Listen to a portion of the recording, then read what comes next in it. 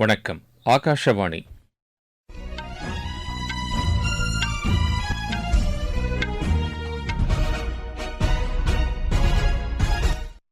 செய்திகள் வாசிப்பவர் கோபாலகிருஷ்ணன். தலைப்புச் செய்திகள். குடியரசு துணைத் தலைவர் திரு ஜெக்தீப் தங்கர் இன்று குஜராத் மாநிலத்திற்கு செல்கிறார். பிரதமர் திரு நரேந்திர மோடி தமது போலந்து பயணத்தை வெற்றிகரமாக முடித்துவிட்டு இன்று யுக்ரைன் செல்கிறார். அமெரிக்க பாதுகாப்புத்துறை அமைச்சர் திரு லாய்டு ஆஸ்டினின் அழைப்பின் பேரில் 4 நாள் பயணமாக பாதுகாப்புத்துறை அமைச்சர் திரு ராஜ்நாத் சிங் அமெரிக்கா சென்றுள்ளார். நாட்டின் முதலாவது தேசிய விண்வெளி தினம் இன்று கொண்டாடப்படுகிறது. இதனையொட்டி நாடு முழுவதும் பல்வேறு நிகழ்ச்சிகள் நடைபெறுகின்றன. சுவிட்சர்லாந்தில் நடைபெற்று வரும் லாசன் டைமண்ட் லீக் போட்டியில் ஈட்டி எறிதல் ஆடவர் பிரிவு போட்டியில் இந்தியாவின் நீரஜ் சோப்ரா 2ஆம் இடத்தை பிடித்துள்ளார். இனி விரிவான செய்திகள். குடியரசு துணைத் தலைவர் திரு ஜெக்தீப் தங்கர் இன்று குஜராத் மாநிலத்திற்கு செல்கிறார். தலைநகர் காந்தி நகர் மற்றும் அகமதாபாத்தில் நடைபெறும் நிகழ்ச்சிகளில் அவர் பங்கேற்கிறார். காந்தி நகரில் உள்ள தேசிய தடயவியல் அறிவியல் பல்கலைக்கழகத்தில் மாணவர்கள் மற்றும் ஆசிரியர்களுடன் அவர் உரையாடுகிறார். அதன் பின்னர் அகமதாபாத்தில் உள்ள குஜராத் பல்கலைக்கழக வளாகத்தில் நடைபெறும் தர்மதம்மா சர்வதேச மாநாட்டில் பங்கேற்று உரையாடுகிறார். இந்த நிகழ்ச்சியில் குஜராத் மாநில ஆளுநர் திரு ஆச்சாரி தேவ்ரத், முதலமைச்சர் திரு உபேந்திர பட்டேல் ஆகியோர் பங்கேற்கின்றனர். பிரதமர் திரு நரேந்திர மோடி யுக்ரைன் தலைநகர் கீவுக்கு செல்கிறார். அந்நாட்டு தலைவர் திரு வோலோதிமிர் ஜெலன்ஸ்கியின் அழைப்பின் பேரில் அங்கு செல்லும் அவர் இருதரப்பு உறவுகள் குறித்து உரையாடுகிறார். ரஷ்யா யுக்ரைன் இடையிலான சண்டை நிறுத்தப்பட்டு அமைதி விரைவில் அங்கு வரும் என்று தாம் எதிர்பார்ப்பதாகவும் அவர் நம்பிக்கை தெரிவித்துள்ளார். வர்த்தகம், வேளாண்மை, அடிப்படை உட்கட்டமைப்பு, மருத்துவம், கல்வி, பாதுகாப்பு, கலாச்சாரம் மற்றும் மக்களுக்கு இடையிலான உறவுகள் குறித்து இரு தலைவர்களும் விவாதிக்க இருப்பதாக எமது செய்தியாளர் தெரிவிக்கிறார். ரஷ்யா யுக்ரைன் நாடுகளுக்கு இடையிலான சண்டை விரைவில் ஓய்வதற்கு இந்திய பிரதமர் திரு நரேந்திர மோடியின் யுக்ரைன் பயணம் சிறப்பான பங்களிப்பு அளிக்கும் என்று ஐக்கிய நாடுகளின் பொதுச் செயலாளர் நம்பிக்கை தெரிவித்துள்ளதாக அவரின் செய்தித் தொடர்பாளர் திரு ஸ்டீஃபன் டுஜாரிக் தெரிவித்துள்ளார். இதுகுறித்து செய்தியாளர்கள் எழுப்பிய கேள்வி ஒன்றுக்கு பதிலளித்த அவர், போர்க்களமாக இருக்கும் யுக்ரைன் நாட்டிற்கு இந்தியா உட்பட பல நாடுகளின் தலைவர்கள் அங்கு சென்று வருவது ஐக்கிய நாடுகளின் தீர்மானத்தின்படியும் சர்வதேச சட்டங்களின்படியும் விரைவில் அமைதி ஏற்படுவதற்கு வழிவகை செய்யும் என்று அவர் குறிப்பிட்டார். போலந்து சென்றுள்ள பிரதமர் திரு நரேந்திர மோடி அந்நாட்டின் கபடி கூட்டமைப்பின் தலைவர் திரு மிச்சல் ஸ்பிஸ்கோ மற்றும் அதன் உறுப்பினரான அன்னா கல்பஸிக்கை சந்தித்து உரையாடினார். கபடி விளையாட்டை பரவலாக்குவதற்கு தேவையான நடவடிக்கைகள் எடுப்பது குறித்து அவர் விவாதித்தார். இந்திய போலந்து நாட்டு கபடி வீரர்களுக்கு இடையே போட்டிகள் நடத்துவது குறித்தும் அவர் ஆலோசனை நடத்தினார். இதுகுறித்து சமூக வலைதளத்தில் பதிவிட்டுள்ள பிரதமர் திரு நரேந்திர மோடி, கபடி விளையாட்டு போலந்தில் அதிக அளவில் விளையாடப்படுவதாக குறிப்பிட்டுள்ளார். நாட்டின் முதலாவது தேசிய விண்வெளி தினம் இன்று கொண்டாடப்படுகிறது. குடியரசுத் தலைவர் திருமதி திரௌபதி முர்மு புதுதில்லியில் உள்ள பாரத் மண்டபத்தில் நடைபெறும் நிகழ்ச்சியில் பங்கேற்கிறார். நிலவில் இறங்கி இதயங்களில் இடம் பிடித்த ஒரு சாதனை இந்தியாவின் விண்வெளி வரலாறு என்ற கருப்பொருளில் இந்த ஆண்டுக்கான கொண்டாட்டங்கள் நடைபெறுகின்றன. இன்று நடைபெறும் நிகழ்ச்சியில் குடியரசுத் தலைவர் தேசிய விண்வெளி ஹேக்கத்தான் மற்றும் ரோபாட்டிக் போட்டிகளில் கலந்து கொண்டு வெற்றி பெற்றவர்களுக்கு பரிசுகளை வழங்க இருக்கிறார். கடந்த ஆண்டு இதே நாளில் இஸ்ரோவின் சந்திரயான் 3 திட்டத்தின் கீழ் நிலவின் தென்பகுதியில் விக்ரம் லேண்டர் வெற்றிகரமாக தரையிறக்கி சாதனை படைக்கப்பட்டது. பிரக்யான் உலாவி நிலவில் இறங்கி ஆய்வுகளை மேற்கொண்டது. விக்ரம் லேண்டர் தரையிறங்கிய பகுதி சிவசக்தி என்று குறிப்பிடப்பட்டது. விக்ரம் லேண்டர் வெற்றிகரமாக நிலவில் தரையிறங்கிய இந்த நாளை தேசிய விண்வெளி தினமாக கடந்த வருடம் பிரதமர் திரு நரேந்திர மோடி அறிவித்தார். இந்த நாளில் விண்வெளித்துறையில் மிக முக்கியமான சாதனைகள் மற்றும் விண்வெளித்துறையில் இந்தியா அடைந்து வரும் முன்னேற்றங்கள் குறித்த கண்காட்சிகள், சொற்பொழிவுகள், உரை நிகழ்ச்சிகள் ஆகியவை நாடு முழுவதும் இன்று நடைபெறுகிறது. தேசிய விண்வெளி தினம் இன்று கொண்டாடப்படுவதை அடுத்து விண்வெளித்துறையின் எதிர்காலம் குறித்து ஸ்பேஸ் கிட்ஸ் இந்தியாவின் நிறுவனர் டாக்டர் ஸ்ரீமதி கேசனுடன் கலந்துரையாடினார் எமது செய்தி ஆசிரியர் எஸ் ஜாய். ரஷ்ய விண்வெளி வீரர்கள் இருவர் சென்னையில் நடைபெறும் நிகழ்ச்சியில் பங்கேற்று சிறப்பிக்க உள்ளதாக ஸ்ரீமதி கேசன் தெரிவித்துள்ளார்.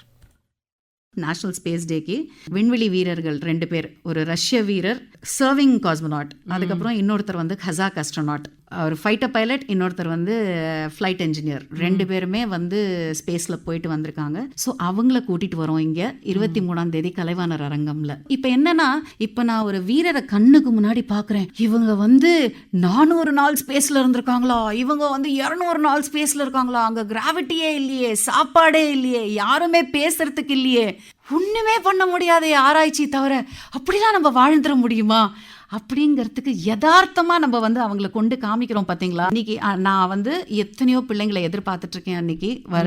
ஸோ அந்த குழந்தைங்கள்லேருந்து ஒரு 10 குழந்தைங்க நம்ம நாட்டுக்காக இந்த மாதிரி ஒரு ஆராய்ச்சியில் ஈடுபட்டாங்கன்னா நம்ம வாழ்க்கை வந்து பூர்ணமான ஒரு வாழ்க்கை அப்படிங்கிறது தான் நான் நம்புவேன்.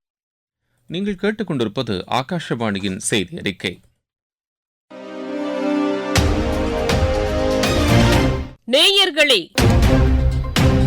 சென்னை அகில இந்திய வானொலியின் மாநில செய்திப் பிரிவு வழங்கும் சுடல் விளக்கு சனிக்கிழமை தோறும் காலை 7 மணிக்கு ஒலிபரப்பாகிறது. நடப்பு நிகழ்வுகளின் கட்டுரை வடிவிலான இந்த பகுதியில் நாளை இடம்பெறுகிறது தேசிய விண்வெளி தினம் குறித்த ஒரு பார்வை. பிரதான அலைவரிசையில் ஒலிபரப்பாக உள்ள இந்த நிகழ்ச்சியை கேட்க தவறாதீர்கள். அமெரிக்க பாதுகாப்புத்துறை அமைச்சர் திரு லாய்ட் ஆஸ்டனின் அழைப்பின் பேரில் 4 நாள் பயணமாக பாதுகாப்புத்துறை அமைச்சர் திரு ராஜ்நாத் சிங் அமெரிக்கா சென்றுள்ளார். வாஷிங்டனில் அவர் அந்நாட்டு பாதுகாப்புத்துறை அமைச்சருடன் இருதரப்பு உறவுகள் குறித்து பேச்சுவார்த்தை நடத்துகிறார். மேலும் அமெரிக்காவின் தேசிய பாதுகாப்பு ஆலோசகர் திரு ஜேக் சலிவனையும் சந்தித்து உரையாடுகிறார். அமெரிக்க பாதுகாப்பு மற்றும் தளவாட உற்பத்தி துறையில் ஈடுபட்டுள்ளவர்கள் கூட்டத்தில் தலைமையேற்று பேசுகிறார். அப்போது இரு நாடுகளுக்கு இடையிலான பாதுகாப்புத்துறை சார்ந்த எதிர்கால ஒத்துழைப்புகள் குறித்தும் திரு ராஜ்நாத் சிங் விவாதிக்கிறார். ஒவ்வொரு ஆண்டும் குடியரசு தினத்தை முன்னிட்டு பத்ம விருதுகள் வழங்கப்பட்டு வருகின்றன.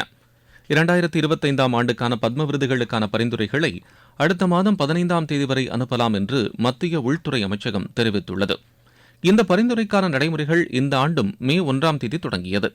தகுதியான நபர்கள் தமது சுய நியமன மனுக்கள், பிறருக்கான பரிந்துரை மனுக்களை தேசிய விருதுகள் தளமான www.awards.gov.in என்ற இணையதளம் மூலம் சமர்ப்பிக்கலாம் என்று தெரிவிக்கப்பட்டுள்ளது.